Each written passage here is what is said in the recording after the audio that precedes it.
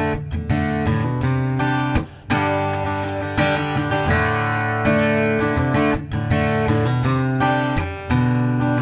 more.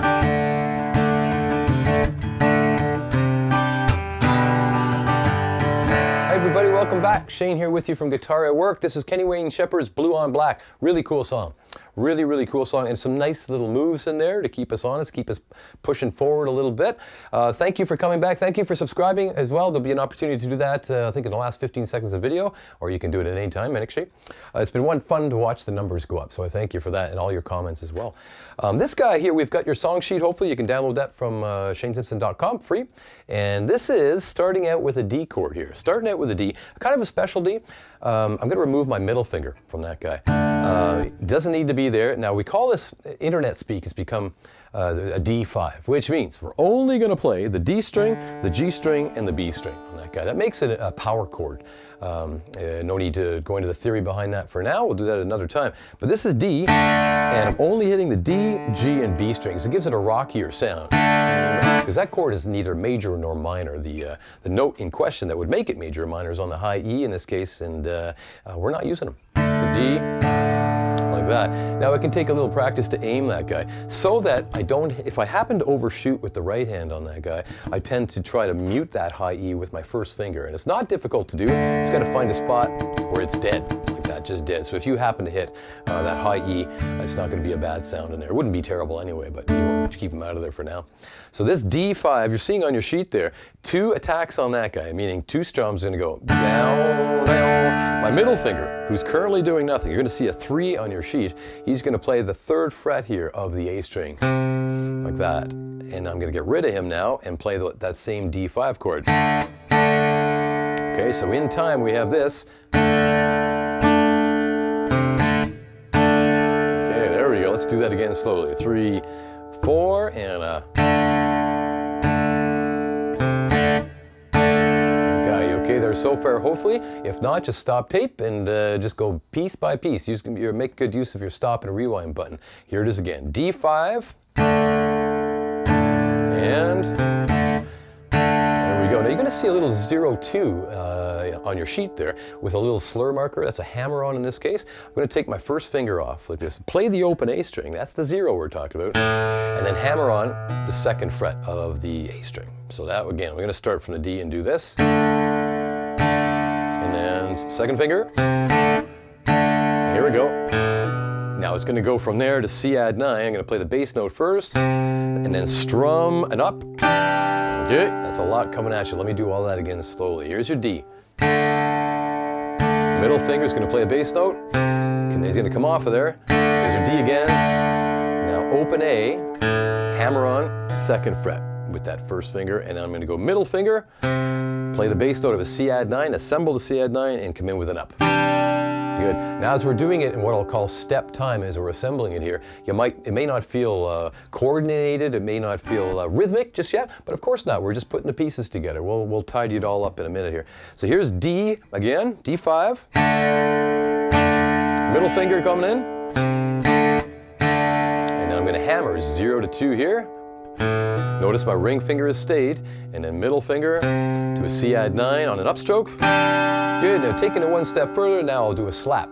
Just hit the strings of the guitar, just right side of your hand like that, bang, just like that. That's how I do it. I'm going to go bang, and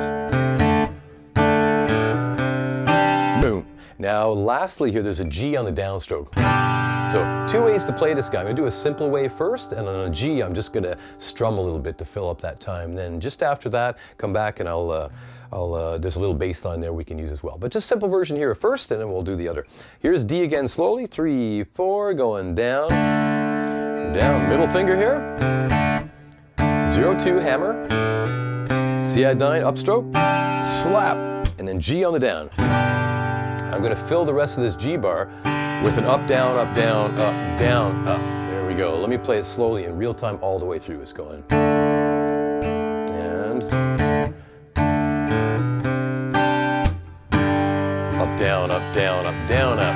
Good. I'll do that a bunch of times slowly. I'll count you in on the repeats. Here's D coming. 3, 4, D5.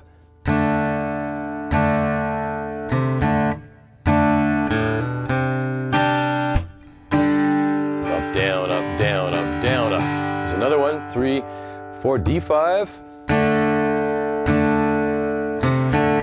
Hammer, C add 9, smack, G on the down, up, down, up, down, up, down, up. There we go. A little quicker than that would be this guy.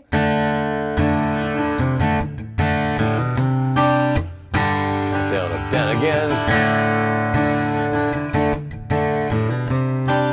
Down, up, down again. Great. So the little bass line that we can add on the G, if that's not enough to keep you going here, is, I'll play it from the top here slowly again. It's all the same.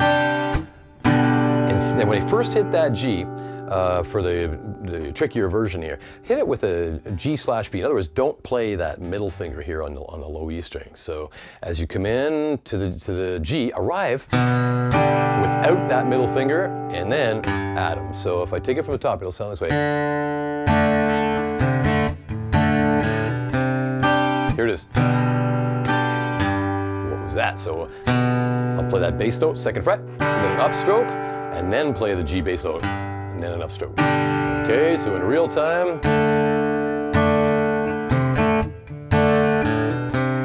here it is. Repeat.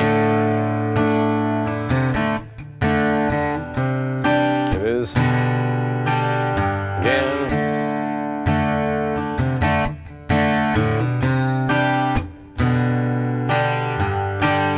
So you might mix it up if you're playing the whole thing through and you're just by yourself. Sometimes do that little bass walk, sometimes just do the strumming. So that might look like this: D, bass line, D, strum.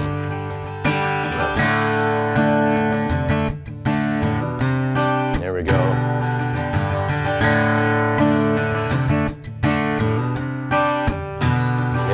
Just go mix and match as you see fit. Hey, there's not a whole lot else to the song. That's the main riff. And don't feel badly. If you didn't get that in real time, that's okay. That's the great thing about video. Stop, rewind, stop, rewind. You shouldn't be able to get it in a 5-minute video all the way perfectly all the way through if that's brand new to you. So just make sure your practice habits are great. Here's an A coming in the chorus. What he does in the chorus is he plays the main riff 3 times. And so supposing this is the 3rd time, I'm on the main riff, 3rd time. Now he goes to an A chord, just a straight A, and strum 1, 2, 3 to a G. And he stops on that, and that's where he says blue on black. Okay, so here again, here's the 3rd main riff in the chorus going.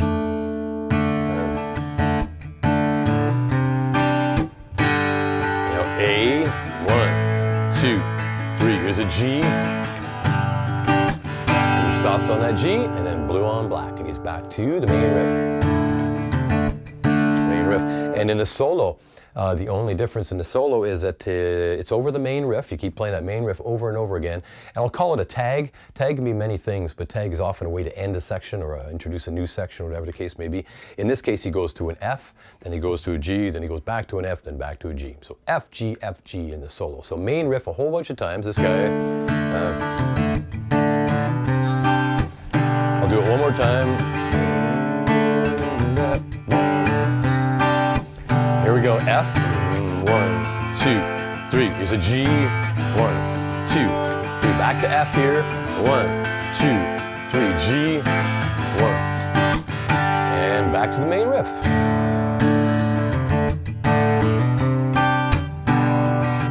Round and round it goes, yeah. So quick and dirty, I realize, but I hope you have enough there to get that song going. It's really a cool song. It's bluesy and a lot of fun to play. And he's a great player for sure.